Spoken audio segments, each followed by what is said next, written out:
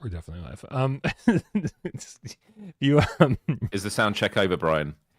Yes. Cool. The sound was working. I could hear you loud and clear. Our careers are over. Let's be clear. This is not just a sound check. It's everything. Cool. Yeah. Also, dude, listen. I brewed up some tea because it's Friday, and I figured I'm hanging out with a British guy. I feel like I should like fall in, right, and do as the Brits do, and make myself some tea. God damn, I don't know how you do it. I don't know how you do it. I'm very accustomed to my coffee. One day at a time, Brian. Just one day at a time. I'm trying to get away from coffee because it's like less caffeine in tea, and that won't stain my teeth nearly as much. Just trying to do things better for myself. And holy crap, dude. Holy crap, tea is boring. I don't like tea. No, have you done green tea? Green tea is good.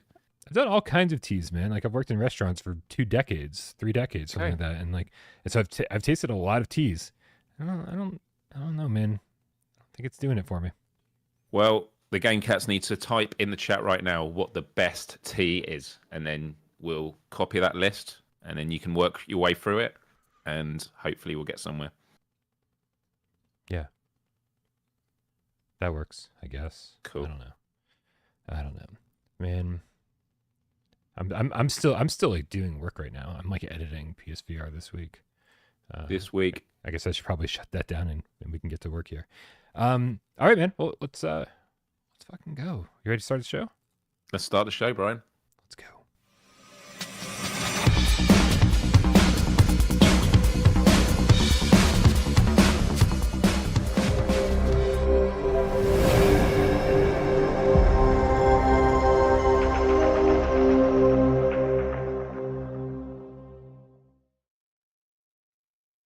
Oh my god, you're still a blue box. I literally fixed this 2 seconds ago.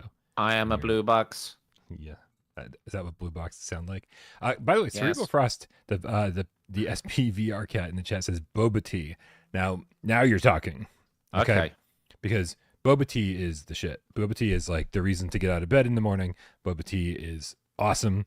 And honestly, I don't have it very, very frequently. But I think I had it every day at PAX East last year, and so that is the first time I ever had it, and it blew my mind. I was like, "This is amazing." Yeah, so good. But it's also like it's doused in cream or milk and sugar, and it's like it's certainly not what I'm looking to have every day. This is PSVR GamesCast Live. We film live every single Monday, Wednesday, and 2 Eyes Friday right here on YouTube. We do it live 6 p.m. Eastern for your viewing pleasure, but we care so much about your oral pleasure. That's why our good friend Rapop puts this thing up on podcast services of your choice. My name is Brian Paul from the channel right here without Parole. The Shinman over here to my left, you're right. It's Myles Dyer from youtube.com/Myles. Howdy, Brian. Howdy, Game Cats. Yeah, this is not T-Cast Live, is it? Although maybe we should do a T-Cast. I mean, I think we just found a gap in the market that we should. It's all about finding niches, and there aren't enough tea podcasts. I'm sure there is a really good tea podcast out there, but yeah. We'll have to look at that. But yeah, no, going well, Brian. Just got off from a interesting Let's Play. It's no longer on the UK store. It is on the US store. And it has a really catchy name, which is Unhidden Cozy Hidden Object. What do we think, Brian? Is this a Brian game? I mean, to be honest with you, like I'm familiar with this game only because of, having to edit PSVR this week every week. And this week. And I remember putting that together. Where is the? Well, I was going to say, where did you get a trailer from? Because there is no trailer, but I do have a video of it that I got from the Meta store, which was whatever they put on that. That's what I had to use. Occasionally, I do have to get creative and go to like different websites and then do a screen capture of whatever just to have something for the channel. So. I guess that's what I did. I was about to bring up the trailer. I guess it doesn't exist. It doesn't. Like devs, big thing. If you're releasing a game, have a trailer. just tell people it's good. Unless your game is called Hidden, and you like really want to be true to the brand. Yeah, it's like, can you find it? Okay, well here you go. That's really good. Yeah. It was a cute game. Not one that was ideal for live streaming. I did about 40 minutes, and then I thought this is enough torture for everyone. Literally, if you want to watch me just rambling off the names of random items I'm looking for and getting frustrated, then maybe that's it for you. But yeah, I played some good games this week. I played some not so good games, but we can talk a bit about that later. Sure. Yeah. Listen, if you didn't see Myles play Unhidden, then make sure you click the link in the description below and go subscribe to his channel, youtube.com/Myles. It's a really hard URL to remember. So click the link instead of having to type it all out by hand. What are we, plebeians? Come on. But honestly, man, there's so many good reasons to go over and check out Myles' channel. And after not doing a clip of the week last week, I felt a little bad, so I wanted to double up this week in one sense or another. And I want to share this clip of the week, not from your birthday live stream that you did over on your channel, Myles. This is from Pavlov, right? And I've not actually seen this clip, so I'm looking forward to seeing this. Yeah, you haven't seen the clip? Oh man! I mean, I'm in it, so I remember when you were telling me, but I'm curious to see how it actually looked on the stream because it was a ridiculous moment. Shout out to Kisnell who clipped this and uploaded it. Made my life much easier. So here, let's check this out real quick. This made me laugh. Here we go. Nobody has to finish. There they go. Look, they're gonna see him. Oh no, they didn't. I thought that's obvious. He's seen the box move. How have they not? No fucking way. No fucking way. How did they not know the? Dude is actually, like, solid snake. Yeah. Yeah. Bro. Hey. Oh, yes. Oh, wait. What's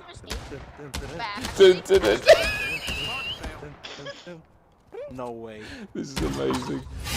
My live streamer in hysterics. I was at waiting this. for this. Dude, it's too good, man. Too good.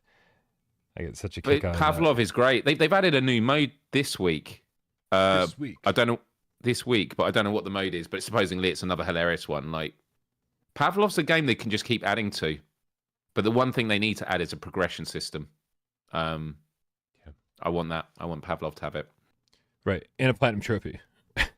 Oh god, yeah, but you can't do that. Can't. It's too late. Yeah, too late. Yeah, just tear the game down from the PlayStation Store and just call it Pavlov 2 and re-upload it. Yes. Awful. Oh man, that was really good stuff, man. Really good stuff. I loved it. Let's check out the tips real quick. We got the game cat Andrew Ehrenreich in the chat with $2 tips. It's just the. What's up, Andrew Ehrenreich? Hope you're doing well. Also, Andrew Ehrenreich gifted 1 without Pearl membership, followed by Awesome Tatum, who gifted 5 without Pearl memberships. A lot of membership given going around today. Remember, guys, if you have a YouTube membership, you get a free super chat every month. Have your voice heard. I guess it's not free if you're paying for it. Although if Tatum's paying for it, it is free. I guess that's true. Yeah, works out pretty well. Thanks, guys, for being so generous.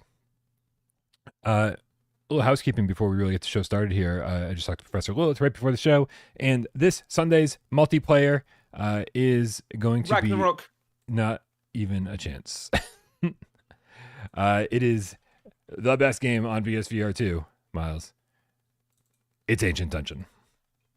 Okay, that's good. That's fine. Yep. I can live with that. 4 players max each lobby. 2 p.m. Eastern. Make sure you join our Discord. Click the link in the description below. Come hang out over there. And Professor Lilith and the gang will organize before 2 p.m. Eastern on Sunday. And so if you're like, man, I've really been wanting to check out Ancient Dungeons multiplayer, this is your chance. Also, just a heads up, it can be a little buggy. Successfully made it through a new game plus the other night, but struggled quite a bit prior to that. So just be aware. Go in playing for fun, and maybe not for the spoils. You know what I mean? Good time though. Myles, what have you been up to this week? What have you been playing? I feel like I barely talked to you much, although we did get a chance to catch up last night, which was really nice.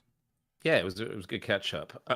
So what have I played this week? Oh, okay, this is a good one to start. The start of the week. Crimen, Mercenary Tales. Have you checked it out yet? I know you said you were thinking, but not yet. Yeah. Actually, fortunately, we have so much news to talk about today that I didn't have to. Yes. Right. No, that's true. Right. But Crimen Mercenary Tales is a game I got a review key for a while ago, and legit have not even had a chance to jump into check out anything.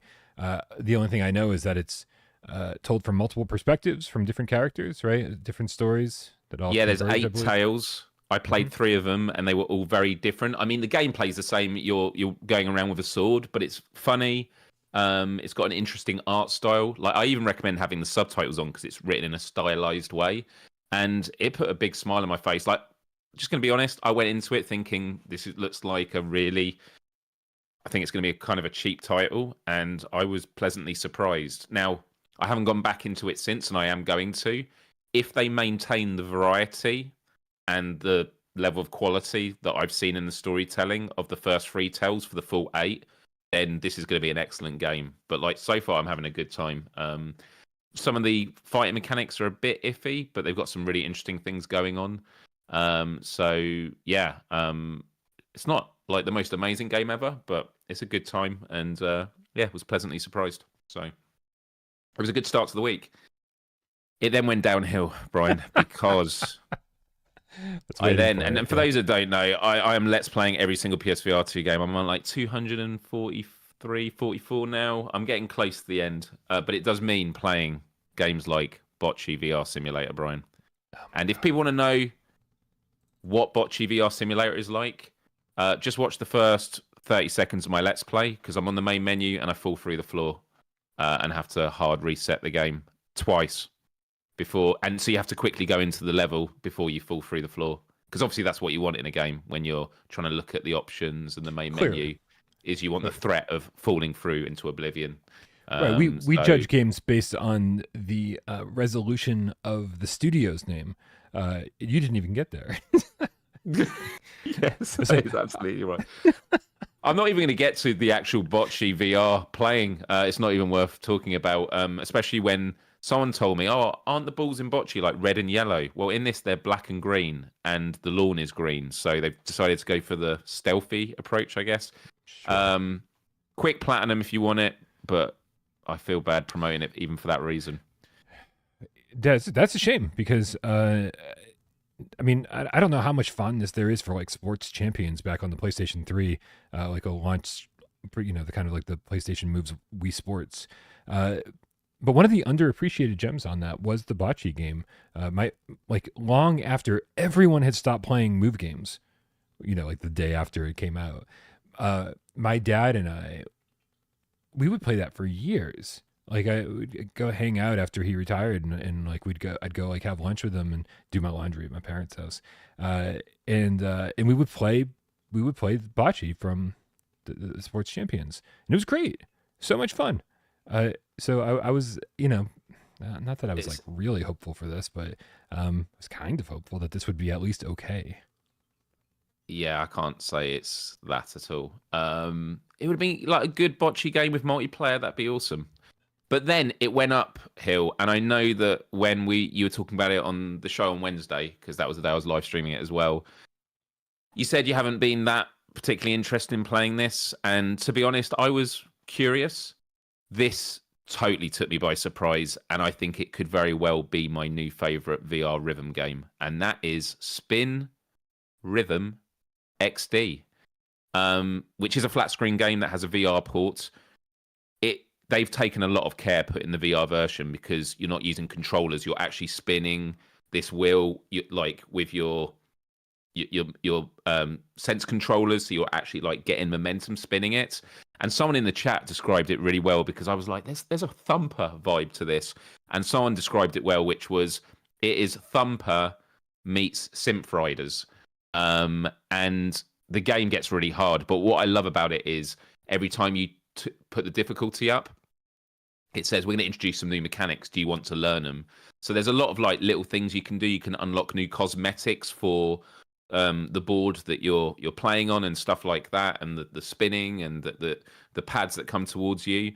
And it's all like introduced gradually over time. There's a great catalogue of music. A lot is from Monster Cat, which I'm a big fan of. Some tracks you will definitely have heard on other rhythm games.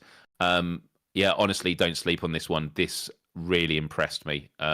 Good polish and a lot of fun, but it's difficult, really difficult. And maybe it was a game maybe that you're going to do the harder modes when you're not live streaming, because talking and then trying to do all these things is kind of difficult. But yeah. Yeah, I can't even run GAMESCAST and have a conversation at the same time. So maybe this would be difficult. Okay, well, I'm going to ask you one question, Myles, and this will determine whether or not I play it anytime soon. And that question is, I need like game show music right here. Like, Who Wants to Be a Millionaire? Like, are you going to be trying to get this onto the next top 25 list? Because if you are, I'll have to play it. So top 25, no. But if it was like a top 50 discussion, good. Okay, moving on. Okay. Moving on. And you will never hear me say the word spin rhythm ever again. But I don't know. I'd have to think about it. But I don't know. I don't think so. But it would be a top 50 contender for sure. Gotcha. It's cool. Is anyone else in the chat played it? I'm just curious if anyone else is, because it seems to be one of those that sort of went a bit under the radar. And then I'll just quickly whiz through the other games I played this week. I then played Guerrilla Attack. Ugh. Oh, that's my 25 review. For sure. Dude, they've created this world and then they do nothing with it. That's how I sum it up. Unbelievable. Well, they did do something with it. They sold it to you for $5. Yeah. It was a platinum trophy. I then yesterday played a tremendous VR game, Brian, that I just swung right into. It was Tarzan VR. I'd never played it on PSVR. And I don't know what to do with you. I'm never going to play it again. It was interesting. The gorillas talking to you. When it first ran at me, I was kind of scared, going, why is it running at me? And then it starts talking to me, and it does all the weird voices, like, oh, Tarzan, you must go there. Must go there now. And it's just like, what's going on, man? The combat is absolute trash. The water effects are beautiful. That's exceptional. The haptics are really good. And the swinging mechanics are epic. Like, actually top tier. I think the swinging mechanics are awesome. But everything about else about the game, it was not good, in my opinion. And I love VR Monkey. And I think maybe they just did this game because they thought Tarzan, Monkey, yeah, we should probably team up. I mean, they were just the port studio. Okay. Yeah. So I mean, I think they made a very good port of a not very good game. Yeah. Stone Punk Studios is like just a very amateurish developer, and you know, but again, I do think that they brought us the best version of a very amateur game. So yeah, good job, VR Monkey. Not so good job, Stone Punk Studios. Yeah. Right. So yeah, that was a shame. But yeah, that's my roundup and hidden objects today, and that was it. So cool. Thank you for everyone who tuned in and kept me company, especially on Bocce VR and Tarzan and those ones. That's when I need most company. But yeah. Dude, what's crazy, Myles, is that we're supposed to do a fundraising stream tomorrow. Like all four of us kind of blocked off a few hours early in the morning, not early in the morning, early afternoon, early pre-afternoon, 11 a.m. We blocked off a few hours in order to do a fundraising stream. I haven't had even a second to try to put that together. And so if anybody who's looking to tune into tomorrow's fundraising stream, be prepared. I think it's just going to be a little, going to be flying by the seat of our pants, as we like to say. I think it's going to be a very casual hangout and a lot of just shooting the shit with the cats. But I will try to get some activities together so that we can play games together and then maybe play some games with the cats in the chat. We'll see how we can make it happen though. So if anyone's got any suggestions for shit you want to do tomorrow, just DM me over on Discord and I'll add it to the list. Myles, Ginger Time Lord with the 10 quid says, will the price drop and hopefully exponential sales of PSVR2 increase the chances of games like Half-Life 2 being ported over, or has the PC adapter killed that chance? Myles, this week, just yesterday. This week, smack. The price of PlayStation VR2 dropped significantly. for a headset that was $550 on its own or $600 with the Horizon bundle. Both of those SKUs dropped $400 even. This is a pretty big deal, and I think surprising that it happened, considering that Sony had missed the 2-year anniversary this past weekend for PSVR2. Do you think this was planned, maybe for the anniversary, and something happened that they couldn't make it work? They couldn't make the announcement or whatever. What do you, first of all, good price or bad price? $400 across the board. It's a better price, and it's what the launch price should have been. But I look at this in the context of it's the right direction. I completely welcome this. I think it is a good price, but I look at it in the context of it now makes an even better price when they discount this. This is the base price. It puts it nicely between the Meta Quest 3 and the 3S in pricing.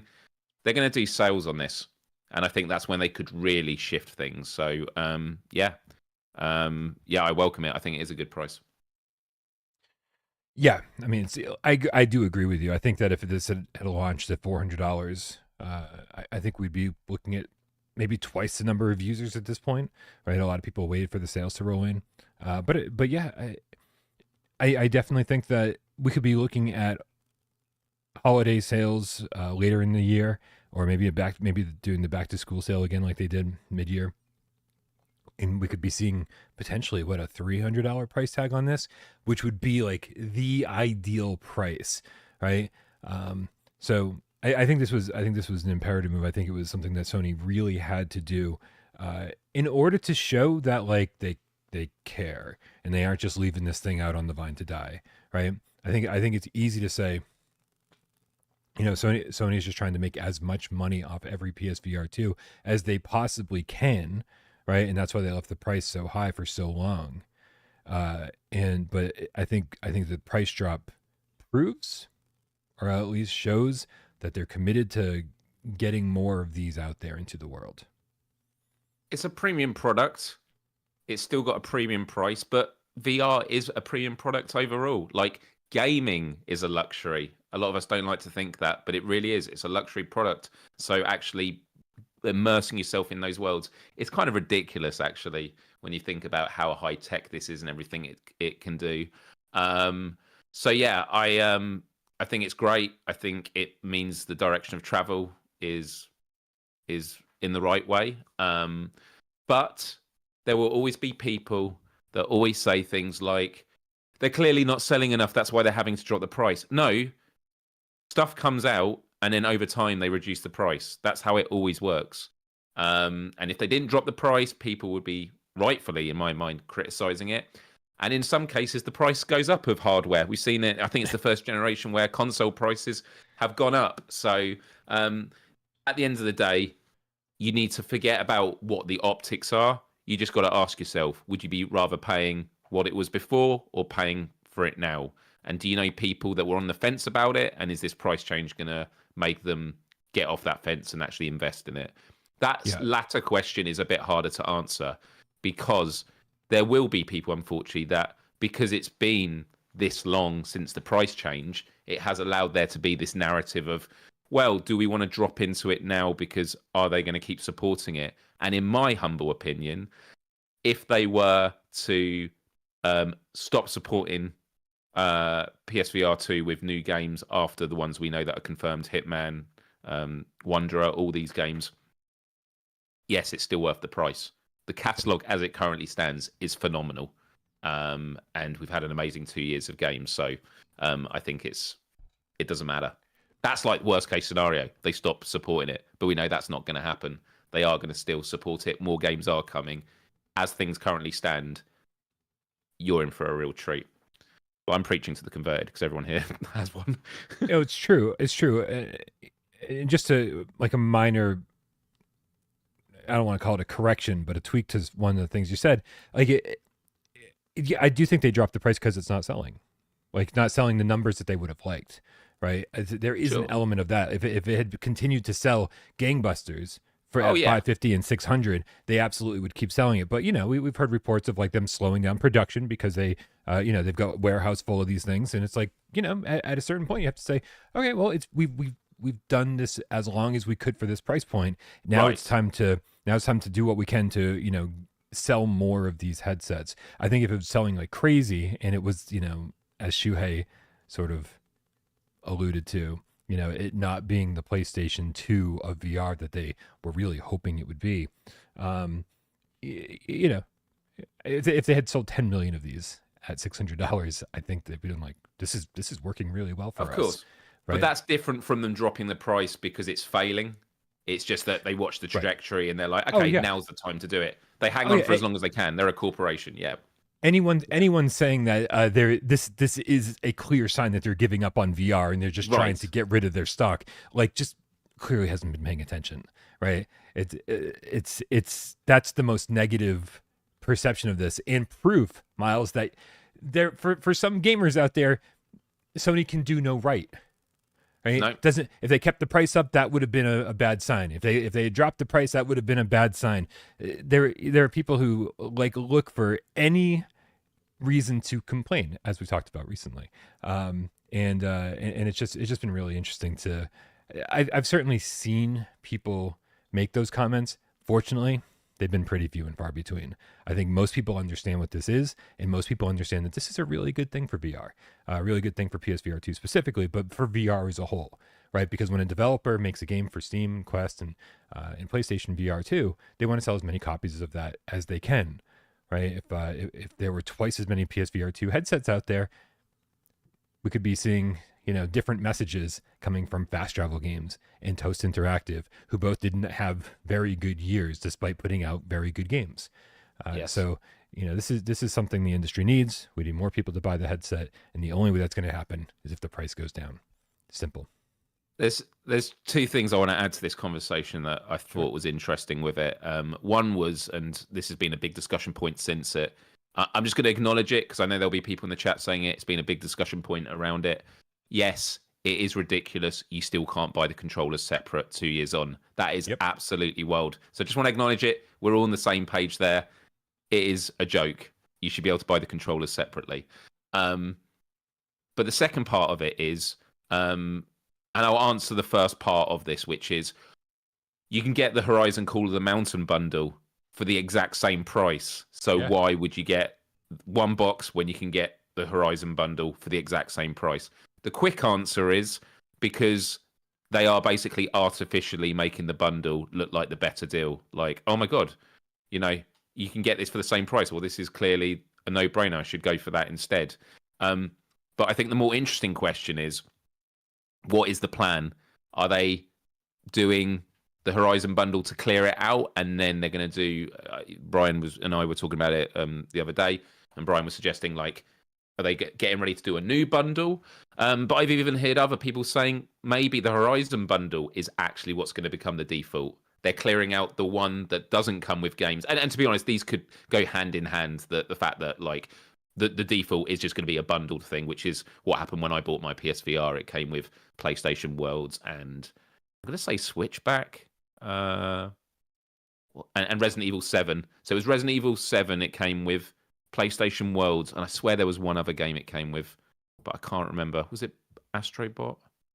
I don't know. I think there were 3 games it came with. Someone in the chat can help me out. But yeah, Brian, what are your thoughts in terms of what is going to be the future package out of these two? Which is the one? Is it a bundle or is it without?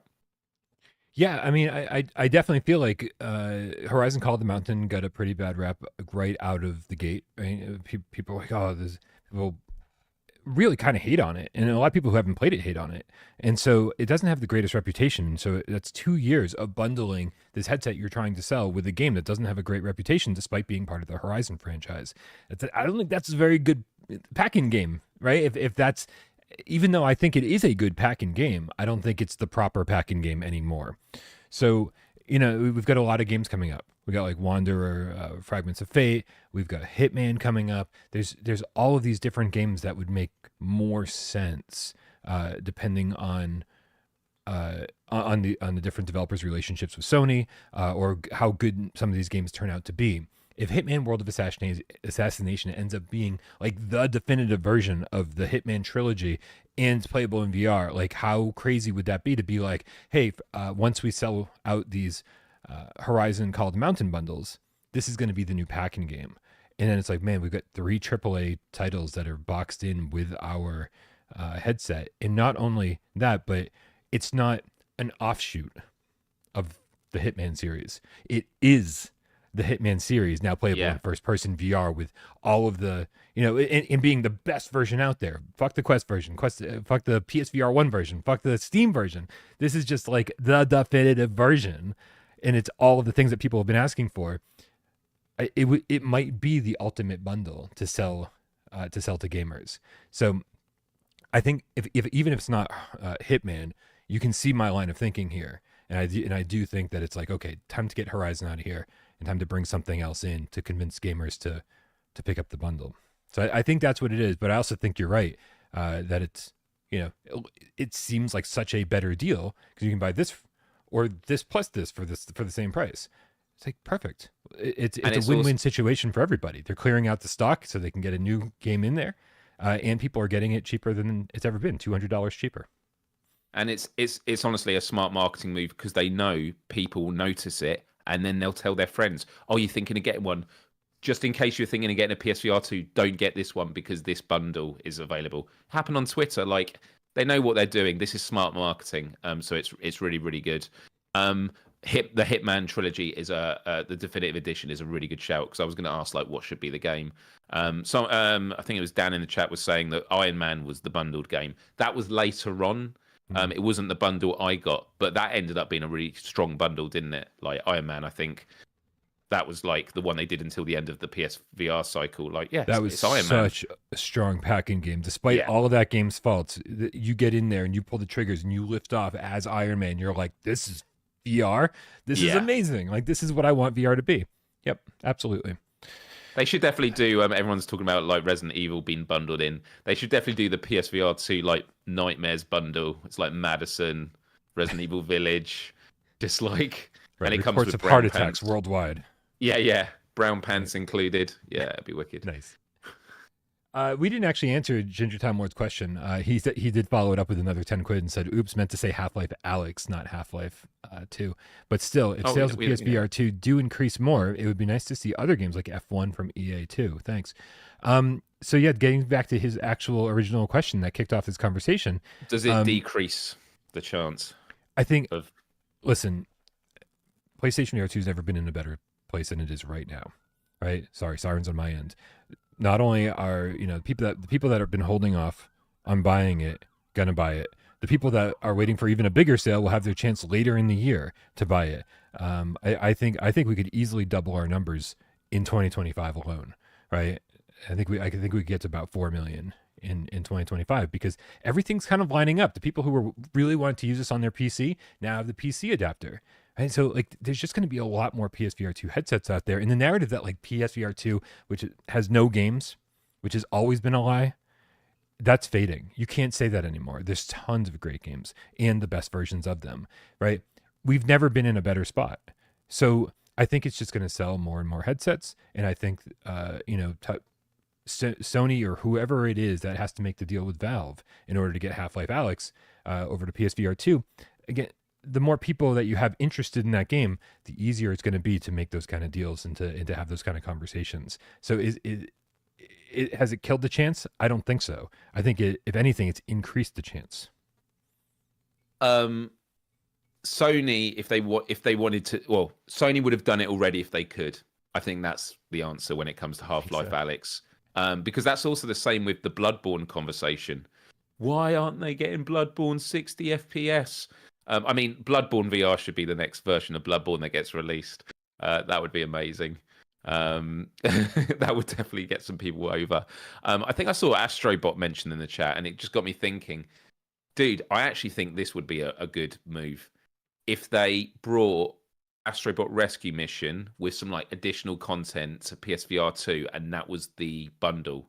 Because to see Astrobot on the PSVR 2 box, because of the success of Astrobot, people would just be like, you got to check this out. Like, I think that would be great. Because there are a lot of games being suggested on what the bundle should be, like Arcane Age and stuff. Amazing games. But it just wouldn't as a bundle, if it was a part of a bigger bundle, but in terms of like the branding on the box and like what's going to catch the eyes of people that are like looking at it, it needs to be a big name. Hitman's a great example. I think Astrobot Rescue Mission like would be like the definitive edition of that. Would be awesome. So yeah. I mean, there's a million different ways to look at it. You know, do you want some really intense stuff? Do you want AAA experiences? But then you suddenly limit yourself with these mature rated games, and now it's like you're going to sell them to, you know, families who are interested in VR. But I don't think it's families so much that are interested in VR, right? So I'm not too concerned about that. More sirens, shocker. I do think Astrobot's a good shout, though. I think that Sony would be really smart again to get Astrobot Rescue Mission 1 remastered and brought over to PSVR2, and that could be I think that would be a great pack-in game, and then you sell everyone who bought that Astrobot Rescue Mission 2, right, 6 months later, a year later, because that's just a no-brainer. But a lot of different ways you can look at this, and as always, we don't have any of the answers. Here, I'm going to go back to this screen here. We get the GameCat Andrew Aaron Reich with a $2 tip, says you should do a Madison live stream fundraiser. So here's what we're thinking here. The amount of money we need this year is astronomical. And so we're going to be doing a stream tomorrow, but I think there will be follow-up streams, plenty of follow-up streams where we're pimping the GoFundMe. And so that is 100% a possibility. I mean, for me, I wouldn't put Myles through that. Madison live. I will be returning at some point, but yeah. I mean, to be honest, maybe I could do it as a part of a GoFundMe thing. Whoa! Don't make promises your underwear can't. That's why I said maybe. Yeah. We've got Darth Vader, the Game Cat, with the $20 tip, says I won't be able to be part of tomorrow's stream because of my driving test. Everybody in the chat, please wish Vader luck on his license test tomorrow. We'll wait. Okay. If you do play games on the stream tomorrow, I request Legendary Tales. Oh, man. We do need to get all of the hosts together and play some stuff like that. Play some Phasmo, play some Legendary Tales, play some stuff that's 4-player. Play some Ancient Dungeon. I'll have to drag you guys through that. Great. Fifth, with the Australian $5 tip, says, if Hitman or Wanderer are perfect, can they beat Gran Turismo 7 for the top spot? Like on the top 25 and top 50 lists? It's a good question. I guess we won't know till we get there. It might be hard, though, just genre-wise. Right? Like, Hitman and Wanderer, no matter how good they are, there are other great examples of that genre done well. It's like Gran Turismo, I think, is going to be special for a long time because we just aren't getting the racers that we should be getting. Also, like, it's not the only quality, but I think when we think of the top spot, it's the game that when you play it, you think this is the future of VR. And you get that with Gran Turismo 7, like the quality and, you know, all the different vehicles you can go in and the feeling you get, the simulation. Like, you are literally experiencing something better than, like, simulators that you normally pay, like, thousands of dollars for. Yeah. It's ridiculous. Yeah. Also, Gran Turismo is doubly special because they just keep updating it, right? It's like, you know, I don't expect to see that for Hitman or Wanderer, right? And so not only were we impressed with Gran Turismo 7 at launch, but they just keep adding to it, you know, from a technical standpoint, from a content standpoint, new cars, new tracks, new everything. So it's hard not to be impressed with that, and then doubly and triply and quadruply impressed over time. It's a tough one to take down, but we'll see what happens. Waleed is now GameCast, specifically White Tiger with the level 1 membership, says one tweet by Sony led to so much positive discourse. It is. I mean, it proves that we don't need much from them, right? Like if they had just moved this price cut announcement to Saturday when the 2-year anniversary was, they could have just prefaced it by being like, happy 2-year anniversary. To celebrate, we're cutting the price of the headset. And we've been like, all right, well, that was a good idea. That was decent. But instead, everyone was just angry for 3 days straight. And they were like, fine, we'll do something. So it shows you that anger works. Isn't that the lesson, Brian? No comment. No comment. Oh man! All right, we got a lot more news to talk about, and I think we're gonna kick it off with the EXOcars news that also dropped yesterday. Oh my goodness! Let's break it down, Myles. EXOcars. We've been waiting for a release date since November. It was supposed to be out on PSVR2 in November, and didn't happen. So it came out on Quest and I think Steam. I can't remember, man. And we've just been patiently waiting. They keep saying, "Oh, we're trying to get through Sony's QA," and then finally, yesterday they go, "All right, man, we're coming out next week, March 6th." I think if I got my dates right, and they're like, "And just a heads up, we pulled racing wheel support because it wouldn't be fair to all racers." That's super considerate of them, though. That's a very thoughtful gesture to make. Something Polyphony Digital would never do. They would never be that considerate to pull racing wheel support from people who want to use it. Right? It was such a weird announcement, man, because I guess there are going to be people who say, "Oh, racing wheel support gives you an advantage," but dude. For real, like an advantage over sitting back. Like you don't have to use the virtual wheel in EXOcars. You can sit back with your feet up and just use the analog sticks. Yeah. That's it.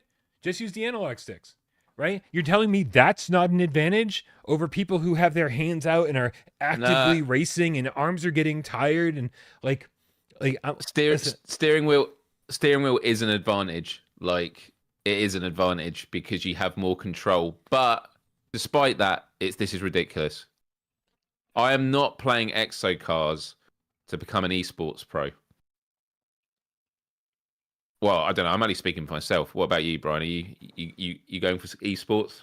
No, I mean, listen, I'm not going to take EXOcars More Sirens that seriously. I'm going to have fun with it. For sure. And I'm going to race with my friends, for sure.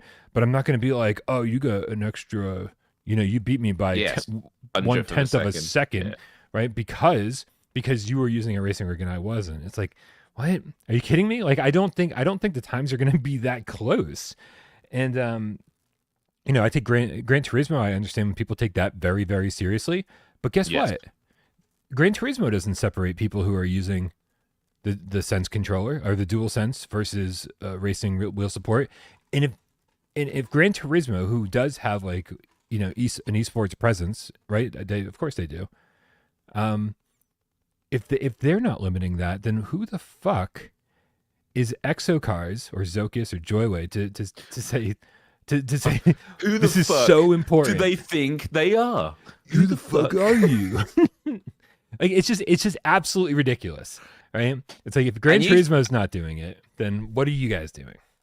And you first started feeling the heat, not at you, but on without Parole, the breaking news about this, and everyone in the chat was going wild. Let's be clear.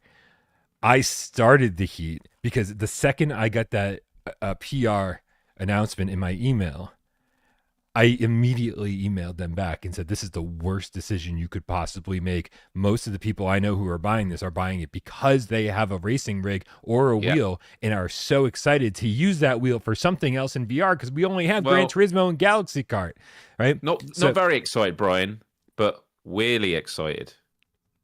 Willy. Yeah, don't forget that. So I mean, I responded to them right away, and of course didn't hear back. And I was like, "Well, it's breaking news report time. We had the price drop, we had the Wanderer news, we had this, and dude, nobody in the comment section, like hundreds of comments, nobody was talking about the price drop. Nobody was talking about Wanderer. Almost every comment was, "Well, no wheel support, no buy. No wheel support, no buy." Like, that's it. And people said, I went from this being a game that I was super excited for to being taken off my wish list, and now I'm not buying it. And you guys got so vocal out there, And it wasn't just on Without Parole. It was on Reddit. It was everywhere. Reddit, their trailer. Right? It was on their Discord. I mean, it was everywhere. You guys came out, you spoke your mind, you voted with your wallets, you said, we're not buying this if you don't put that back. In like legit less than 24 hours later.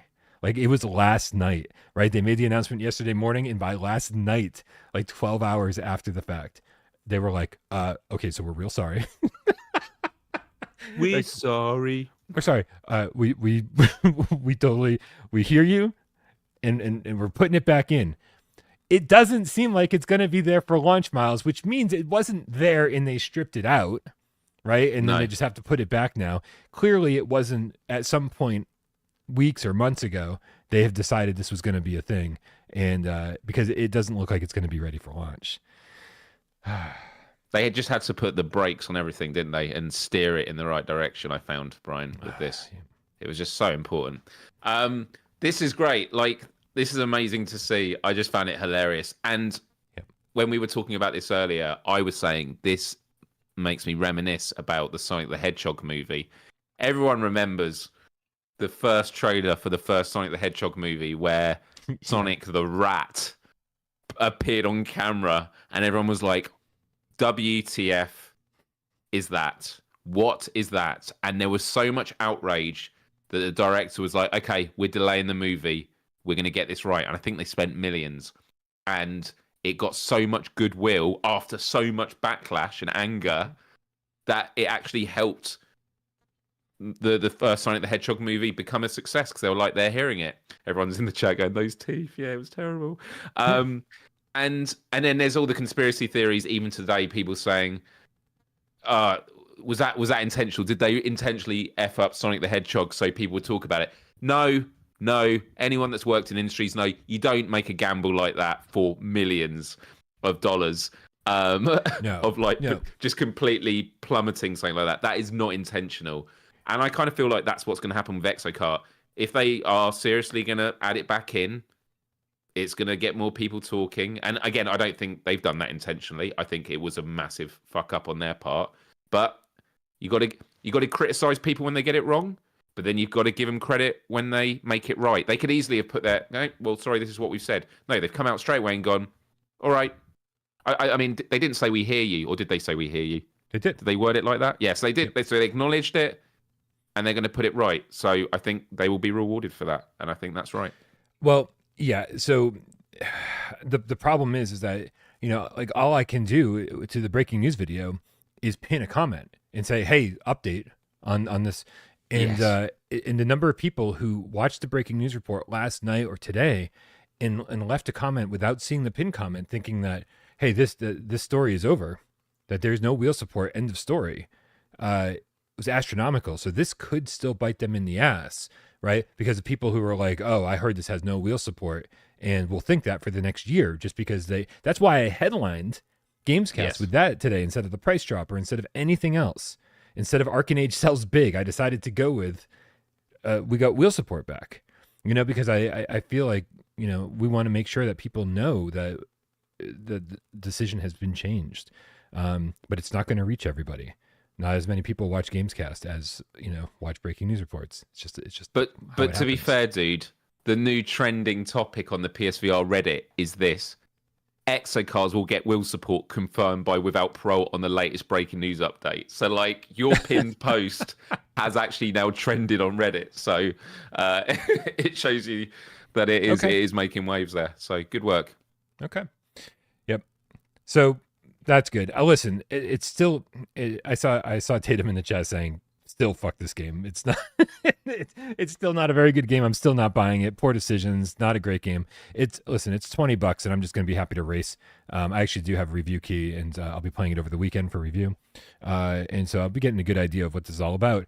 But it seems like it's going to be launching still without wheel support, because it won't be ready at launch. And if they're implementing these things, specific support for each wheel, you know, even when wheel support's in there, it won't have force feedback until it's properly done. We've learned this from Galaxy Kart. It's going to take some time for them to do this and do it properly. And then of course multiplayer is not going to be there for launch either. The best thing I can say is that at least the game looks a lot better than it did on Quest. It looked fine on Quest, but it looked a little flat, a little plain, and all the gameplay that they're showing in this trailer, the actual gameplay, not the CG, it looks like it looks like a much better looking game. So I'm looking forward to checking that out and seeing how it looks in the headset. We got a bunch of comments to go through, Myles, so let's read through those real quick. While he's now a GameCast, specifically White Tiger with the Canadian $5 tip, says, proud of all of us for spreading positivity. PSVR2 sale tweet is at 912,000 views and 6,800 likes. How many units do you think PSVR2 has sold? I mean, on the first bit, I just want to say that tweet did get a lot of exposure. Like, it was a massive story of the day. So that alone is like a good marketing beat for it. So yeah, I think it's good. And there's been a lot. Everyone was talking about it. Everyone was sharing the games they love and stuff on it. So I think that was really great. In terms of how many they've sold, I've no clue, man. Like, we haven't had an update officially from them since just after launch. I mean, I think things slowed down significantly right after launch, and then things picked up. Again, all I can really do is look at without Parole metrics, the analytics on my channel, and see, when things surged and how much they surged by. And by that, obviously, I'm just massively guessing. I'm guessing we're probably at 2 million right now. So again, I do think though that if Sony plays their cards right, which they never do, and we get, in a lot of the games that are supposed to come out this year turn out to be awesome, I think we could double that number this year. I think we could be up to 4 million by the end of year 3, and that would be, I think, pretty good. Especially, if you're comparing it to PSVR1 sales figures. I think we barely hit 6 million at the end of 6 years, and so I think that's there's potential here. There's potential, and I think we're going to be hearing a lot more about from Sony in regards to VR later in the year. So we'll see what happens. Jamie with the level 3 membership says, what top PSVR2 game would you be willing to sacrifice if you then got to pick a PSVR1 to PSVR2 remaster? If you sacrifice the game, then it's like it never existed and you don't remember it. The problem is, well, the fact they put top PSVR2 game, otherwise I'd have been like straight away going Chris Payne Hero. Just to torture AJ, I'd choose No Man's Sky. God. Sorry, man, never heard of it. Doesn't exist anymore. He would disown you as a friend and everything. He would never speak to you ever again. And here's the worst part: I would do it for Immortal Legacy in a heartbeat. Like, just fuck over the entire audience just to get the one game that I want. I am an anti-hero. I can't even think about PSVR 1 games. I mean, for me, it's either going to be The Persistence or Blood and Truth, just because of not having the Move controllers anymore, and doing that. I think that'd be pretty cool. But what top PSVR 2 game would you be willing to sacrifice? Like, what is that, like a top 20 game? Oh, man. Yeah, I mean, I feel like it's a top 10 game or top 15. I don't think we can just kind of slide in under the radar there, right? Yeah, I mean, because it all comes down to like preference and what you like, and like if you sacrifice something. Oh, Jamie House says no Resident Evil 7. Listen, as much as I want Resident Evil 7 on PSVR 2, if I'm sacrificing like a big PSVR 2 game to get Resident Evil 7 over here, like it better be a great port. Right, it can't be the PSVR 1 version. It has to have, you got to have two hands in the game and VRAF interactions, right? And to be fair, I'd sacrifice Resident Evil 4 remake to get Resident Evil 7 Village. No, Resident Evil. Can we start over? Yeah, I would sacrifice Resident Evil 4 remake to get Resident Evil 7 Biohazard. Yeah, because remake's fine. Right. I mean, I think it's a great game. I think I give it a 10 out of 10. Like it's an amazing game. Shut up, Twitcher. But Biohazard, Resident Evil 7 is phenomenal. Like it's a 12 out of 10. So, and you don't, and in this question, you don't remember it, so you'd never miss it because you never knew it existed. Yep, and I would continue to think that the OG RE4 was just fine. Here we go. Yep, here we go. That was a weird thought experiment. Here, you know what? I'm gonna leave this tip on the screen, and we're gonna move on to. I'm gonna put my tip on the screen. Okay, that's what I thought you said. That's fine. Carry on. Okay. Yeah. So as I alluded to earlier, we did get a release date for Wanderer yesterday. Wanderer: The Fragments of Fate coming on March 27th. Yes, the same day as Hitman: World of Assassination. That's a busy day.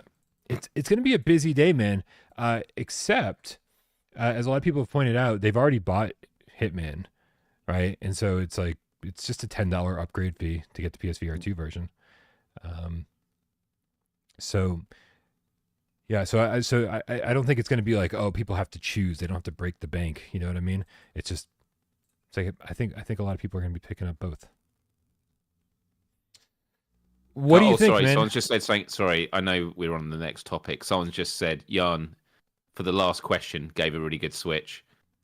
Switchback. Get rid of Switchback for Rush of Blood. Yeah, there's no chance that Switchback is a top PSVR2 game, though. That's the problem. Oh, yeah. I mean, listen, it is. I think for a lot of people it is. And so I think there are very few people who wouldn't agree with that trade. But that's a really good example.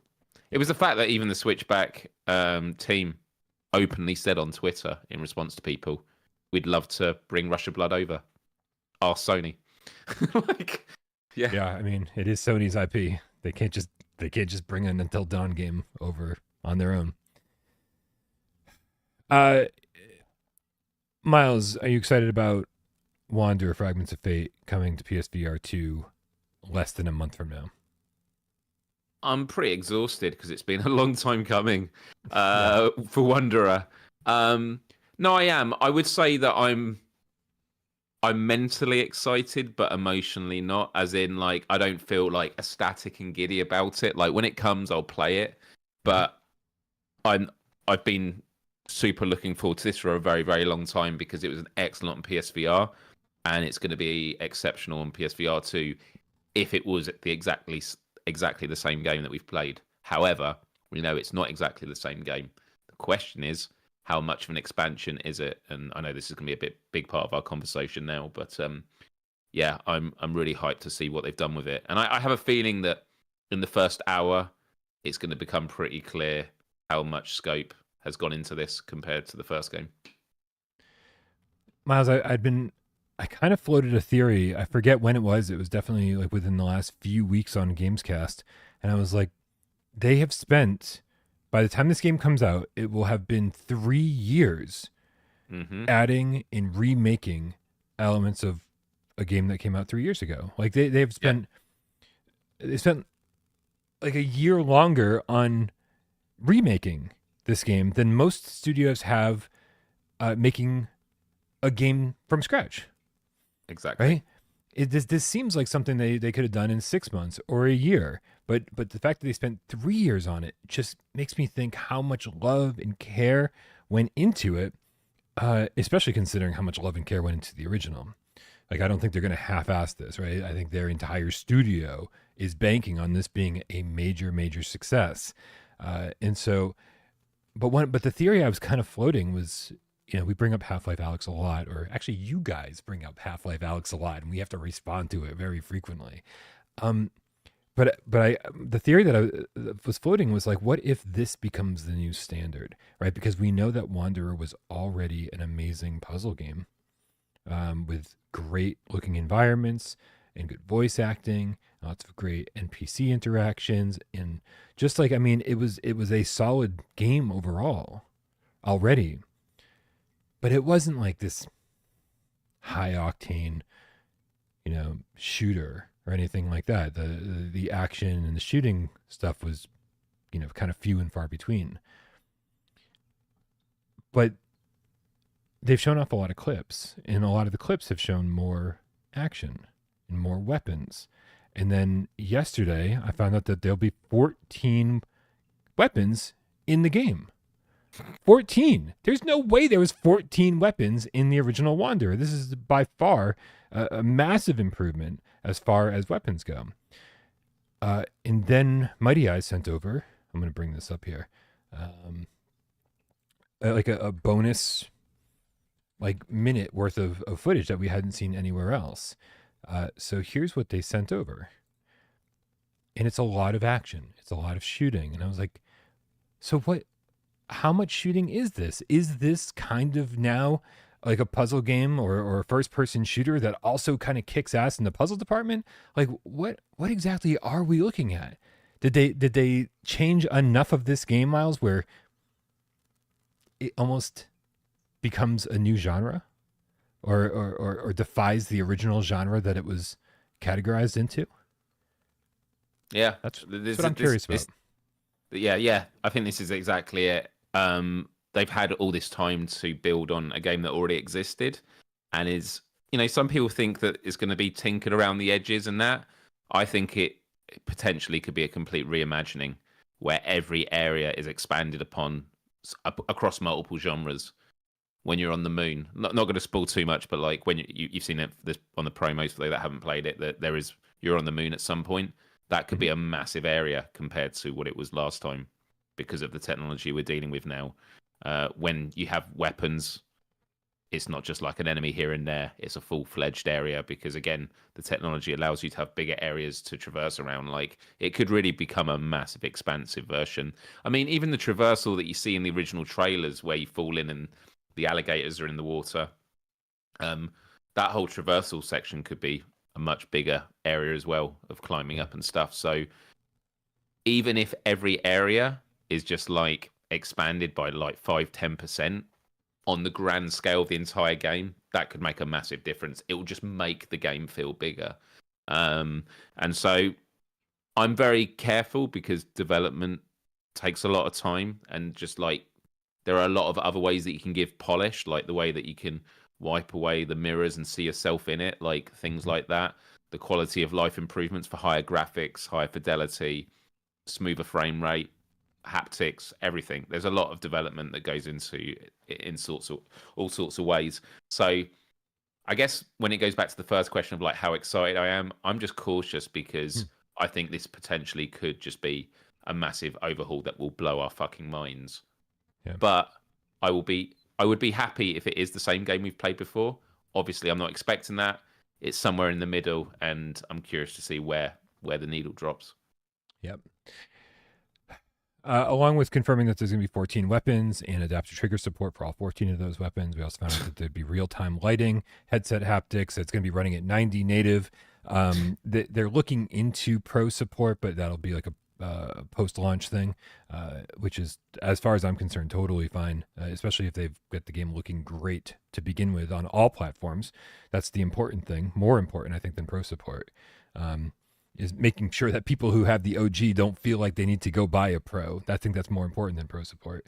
And they did say that they're looking into having a fidelity mode that runs at 60 reprojected, but they're not sure if that's going to be a thing or not. I'm happy that the default was 90 native, so it's looking great. It's looking great, and I'm very excited. But I would like to, even though I just debuted all this footage yesterday, I would like to stop seeing new footage for the next month. I've been wanting to stop seeing. Yeah. I don't want to see any more footage of this game, Myles. None. I don't want to. It's been 3 years since I played Wanderer. I don't want to remember more than more than I need to. And for people who haven't played the game yet, I don't think it's cool encountering some of these places for the first time and not knowing the kind of places you're going to go. And all their promos, it's like, hey, here's the moon. Oh, here's an ancient Mayan civilization. Oh, here's a gritty apartment in New York. It's whatever. So, enough. No more.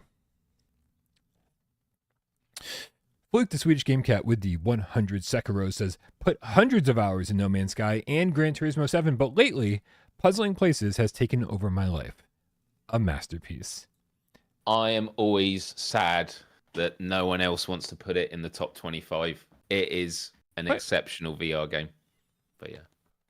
Do I vote against that? Because I gave it like a 9 out of 10. I remember AJ. I'm the only one that brings it on my top 25. Yeah. And by the way, that's not me complaining. Going, why haven't you? Like everyone had. It's hard to do a top 25 list, but I do think Puzzling Places is one of the rare examples of a game where it's like, this is how VR improves on a genre. Like, it's phenomenal. So I'm glad you're enjoying it, and I don't know if there's a demo on the PlayStation Store for it. I think there might be. If there is, just check it out. My dad plays it all the time now. Every time he's just like, I keep going back to Puzzling Places, and him and my mum are trying to like beat each other's times, and he's like, but I'm doing a bigger piece puzzle of it and stuff. It's amazing. Yeah, there's a lot to love about Puzzling Places. Looks incredible on PSVR2, and all the auditory stuff is awesome too. Like it always was. As you put pieces together and you start hearing noises that are coming like from the puzzle and the surrounding area, it's crazy.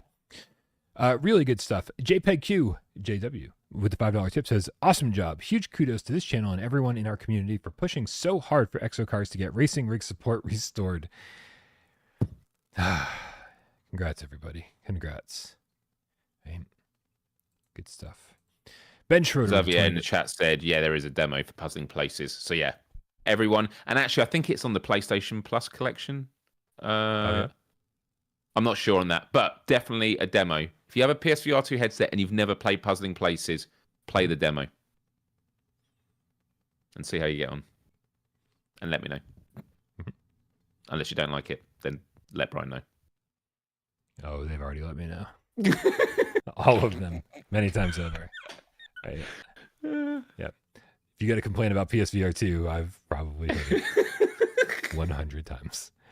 Ben Schroeder with the $20 tip says, Garbo day today. Thanks for making it a little bit better. Love you too. We love you too, Ben Schroeder. Thank you so much. Really appreciate it. Myles, we got more to talk about. Did you see that Gorn 2 got announced? Oh my goodness. What is happening?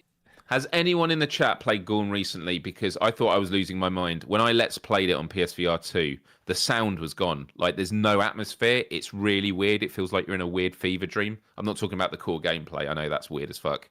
But, like, it was super glitchy. And so when I see this, I'm like, well, fine, but fix your first game first, please. And make sure it has a platinum trophy. I might DM him about that.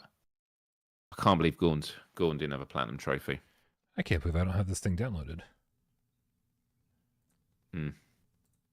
Gorn is garbage. Do you know, actually, Paint the Town Red, I'm always championing. That game, I was just like, oh my goodness, this is like what I wanted Gorn to be in terms of quality. Because of the frame rate and just everything. But look, I mean, the Gorn 2 trailer looks great. Looks like it's got some funny things in there, and if they've built on it and done something great, awesome. Yeah, I've been told in the chat, Gorn is unplayable on PSVR 2. So yeah. Yeah, I remember the last time I jumped in just to check out to see if things had been fixed. It was a mess. It was, and but for whatever reason, I can't even like put the pieces together in my head as to why it was a mess. I just remember being so infuriated and being like, I can't believe this has been out for this long and they haven't fixed it. It does make you I'm wonder. surprised it passed certification in that state. Yeah. Are you really surprised? I mean, I haven't reported it like I did with Chris Payne Hero, so maybe I should do that. Yeah. See what happens. Yeah. Listen, I mean, you know, I think Gorn has a place in VR. I think I think a lot of people like these arena fighters where you can get creative. Right? I'm not a person who like wants to get into a game and get creative. I want to get into a game and be like, you entertain me.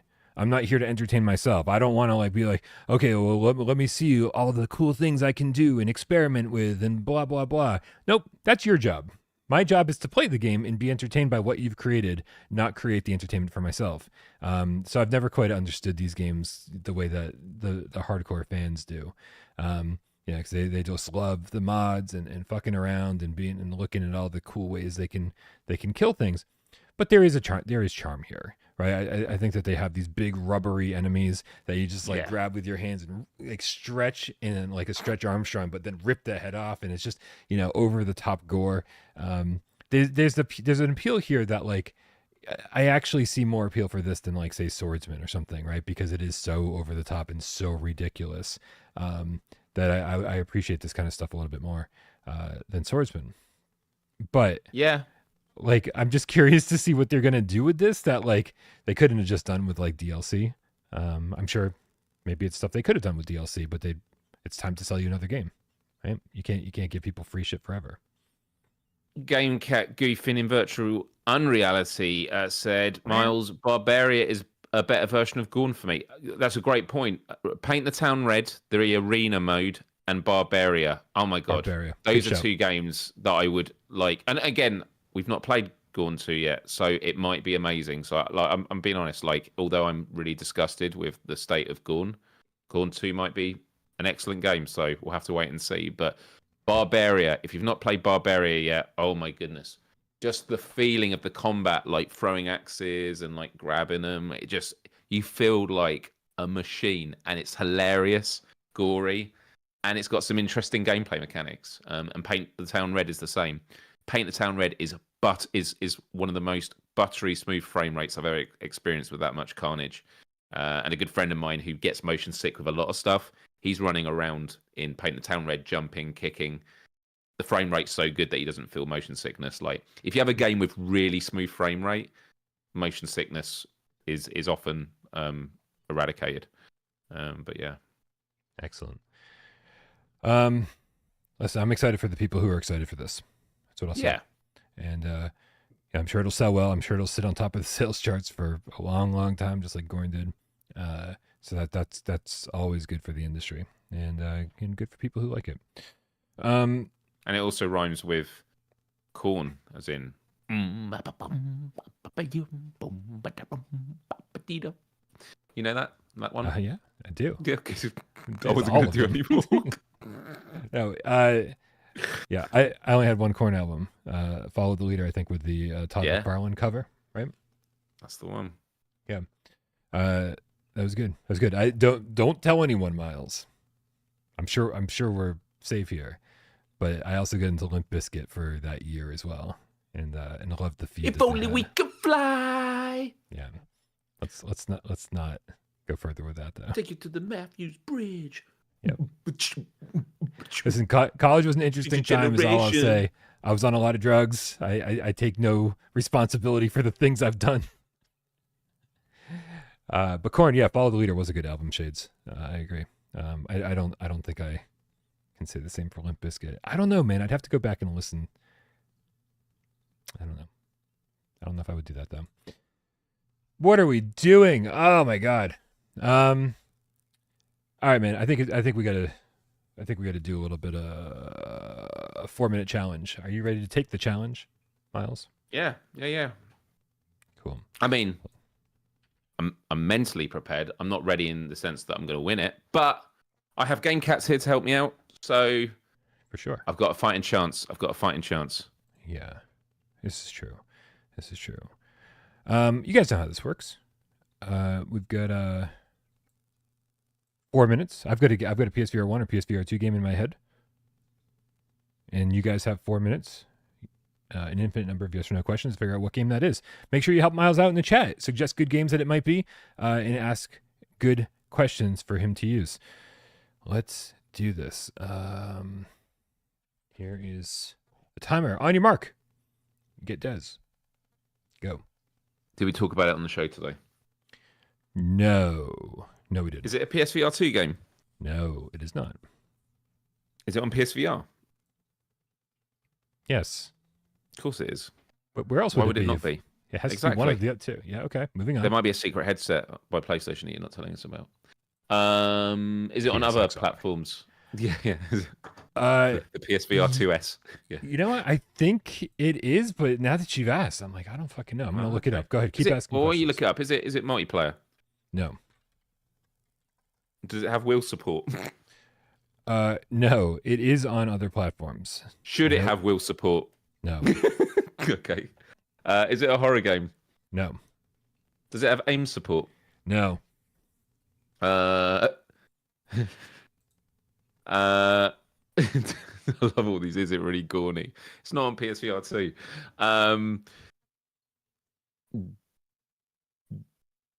It uses the DualShock 4. So I just looked it up on the PlayStation Store, and it says move controllers required, and I don't see anything. So, okay, All so right. we're just gonna have to go with that. Does it have full locomotion? Yes. And is there shooting in it? No. Is it a puzzle game? I would say it's puzzle oriented.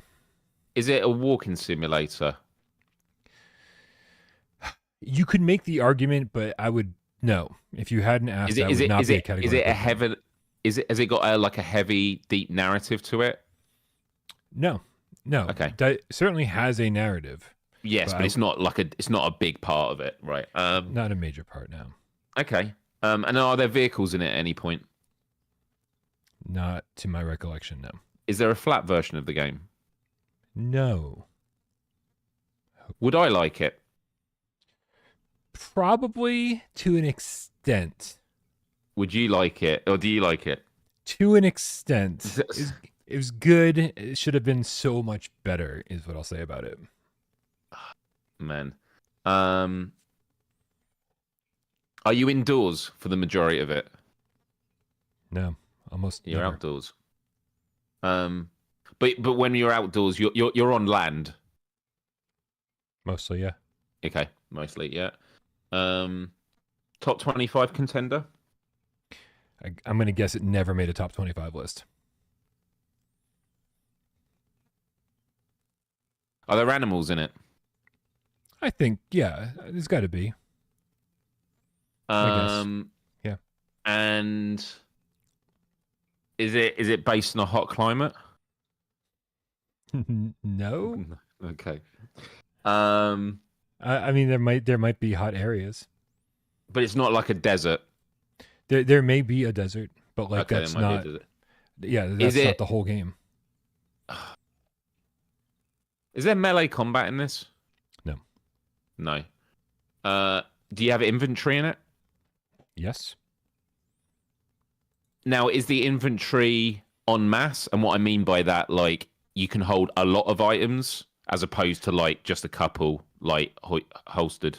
I'm pretty sure, yeah. Yeah. You hold quite a few things. Are you a human being in this? I think so. Yeah. And it is a first person game. You are playing as you. Yes. You're not a okay. Yes. You got 5 seconds, Myles. Oh man, I'm just reading all these like things that it definitely isn't because it's The chat helpful as always. yeah. The chat can be very helpful though. I just don't think they're being. I think they're just. I'm gonna go with loading human, but it's okay. Myles, coming out here. Let's get this right. July 27th, 2021, by Trey Boucher Studios. It's Winds and Leaves. fuck, man. Winds and Leaves. My mind started going. I was like, Falcon Age, Winds and Leaves. Winds and Leaves I actually never got to play, unfortunately. No. I was very gutted about that. Yeah. Listen, it's not a great game, but it is a good game. Very frequently very peaceful. Where you're just walking around planting shit, and like the way you plant shit is like, part of puzzle solving and making your way throughout the entire place. It's, very open world feeling, but man, the graphics could have been better. The climbing could have been better. The inventory and all the way you interact with the world could have been better. Like, man, if they had a PSVR2 version of this, that like just, it could have been so cool. So cool.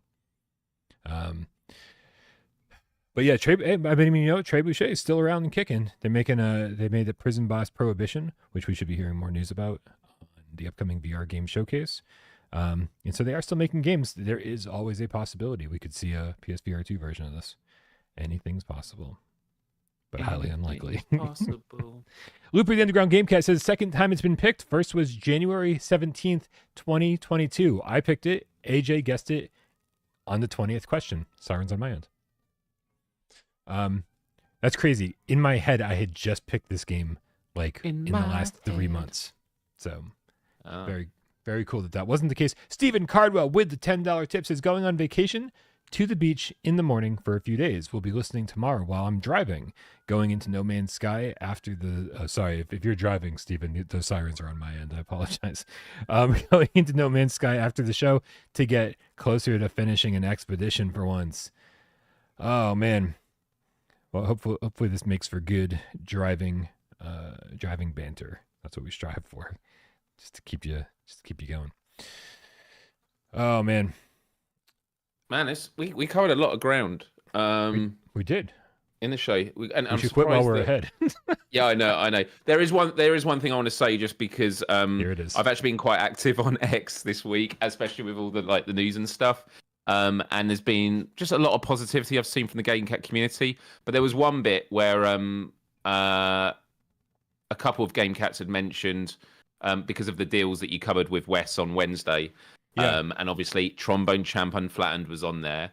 And there were some Game Cats who said, I bought the game just to support, but I ended up loving it. And nice. I just wanted to say that really meant a lot. And obviously this happens with all dev companies, but sort of being on this side of it, like sharing that kind of stuff, it's amazing to see. And we're just really happy with it because, it is on sale now, has loads of add-ons since launch. And I was very happy because they made the last trophy easier to complete, so you can get the platinum now a lot easier. So if you were someone that actually got it at launch and was struggling on that last trophy, that you have to play a turbo, like extra speed mode on Trombone Champ with perfecto notes all the time, you just need to get an S rank now, and then you'll get the platinum. So good luck with that. But yeah, massive love to the community. Like, there is a lot of negativity and tension and toxicity online. But at the end of the day, honestly, one of the only reasons I use X now is because of the VR space. Like, there's so much just great sharing and love for the technology. And so just to big up everyone that makes the effort to keep it that way. But yeah, thank you. Yep. Blue sky or die, Myles. Blue sky or die. I need to get active on that. I just get I struggle. It's so with hard this. to. I get because, like, when you share images or videos, like, I think videos can only be 60 seconds and can only be square. I don't know. There's a load of formatting stuff I still don't get. They don't do hashtags on it either. Like, supposedly Instagram is thinking of splitting up their Reels component, the vertical videos, into its own app because they've already got Threads, and it's just like, I don't want more apps. I want less trashy apps. So yeah, there's a lot to get your head around, but YouTube's where it's at for stuff like this. For sure. So thank you, everyone. All right, you guys. Thank you, Myles, for being here. Make sure you go subscribe to Myles' channel. Lots of great content over there. He's trying to play through every PSVR2 game. Shout out to everybody who supports this channel in their own ways, whether it be my mods for helping me out constantly in every conceivable way, or it be Rody or Waleed for doing timestamps, or Rypop for putting this up on podcast services of your choice, or everyone who supports the channel financially over on patreon.com/withoutparolegames, or by being a member over here, or by tipping during this show. You guys are keeping the lights on, and we love you for it so very much, but money's always going to be secondary. We're just happy that you're here. Thank you for being here in the chat, hanging out, shooting the shit, helping during 20 questions, or sitting back, watching the show, and not saying a goddamn word. We know you're out there, and we love you just as much. Here it is, you guys. Your clip of the week from A Dizzle. Let's go.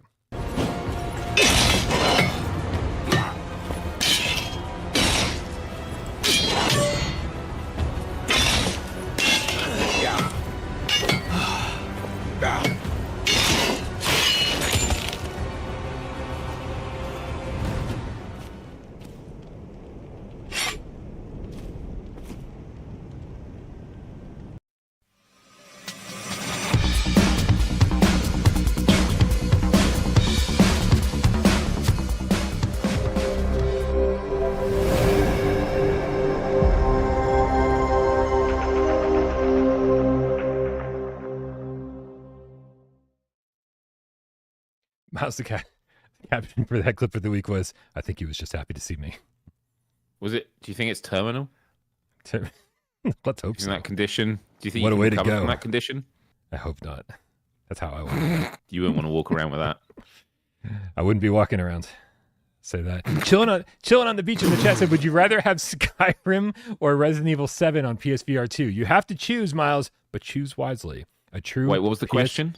A true PSVR 2 amazing upgrade. Would you rather have Skyrim or RE7 on PSVR 2? You have to choose one. You can only choose one. You will not get the other. Do you want Skyrim or Resident Evil 7 on PSVR 2? As in like a really good version of it. Yep. A proper PSVR 2 upgrade. You're going to hate me saying this, Brian, because like I'm going to say Skyrim, and the reason why is I played a little bit on PSVR, but I've never played flat screen Skyrim or anything, and there's a reason why Skyrim is still lauded today because it's still a phenomenal game. So if it got a proper update, I would love to experience the world of Skyrim in VR. I've played Resident Evil 7, some of it. Yeah. Listen, this is surprisingly not a difficult one for me either. As much as I love Resident Evil 7, it was my favorite game on PSVR 1. I would much rather have Skyrim. We have horror games, man, and we have amazing horror games on PSVR 2, right? But we don't have big fucking open world games like Skyrim, like just an absolute classic. I would love to see what that could look like on PSVR 2. I'd love to see how they upgrade it to take advantage of all the PSVR 2 capabilities, and improve it over the PSVR 1 version, because there was a lot of things that they could have improved there. So that's an easy choice for me too, man. And I think the community mostly would agree. Skyrim's amazing. That's it. Have a great weekend, everybody.